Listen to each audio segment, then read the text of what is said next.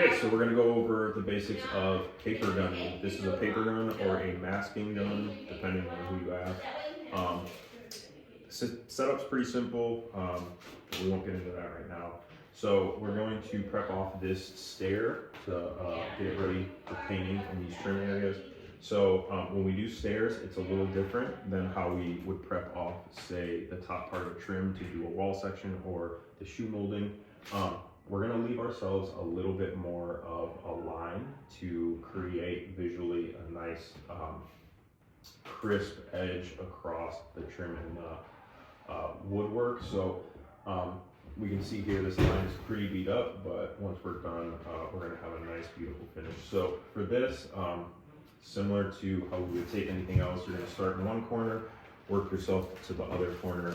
Paper gunning is a bit different to where you're gonna pull the section that you need first, and you're not gonna work off of your roll. So start here, measure out your approximate length. It's okay if it's not all the way to the edges. We're gonna need more than one piece anyway. So you pull off your piece of paper like this, so your tape comes off the roll connected to your piece of paper. This allows you to come up and get your edge. So on a shoe molding or maybe a piece of trim against the wall, we'll go about a 1/16 if we can. For this, we'll go maybe somewhere about the 3/16 mark.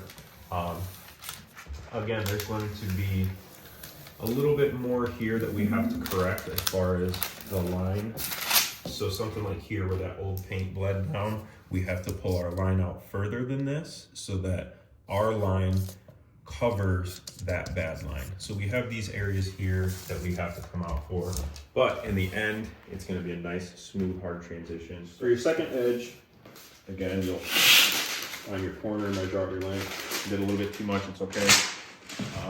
I'll clean it up with a razor blade. So again, we'll come, just about 3/16 off that edge, create a nice line.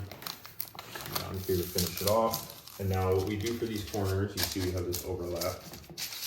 I'll take this, I'll fold it at an angle to this corner. You'll take a tack roll. This is just a loose roll of blue tape. Take a piece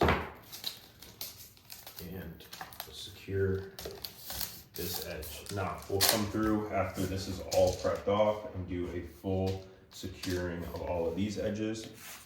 After we come through, trim these underneath, et cetera, et cetera. So I'll show you what this looks like once it's all done. So our stair is finished. It's completely masked off with our paper from both sides. We can see that all of our edges are leaving us room to come back with our caulk and seal that up and then create a nice tight edge once we come to paint the trim.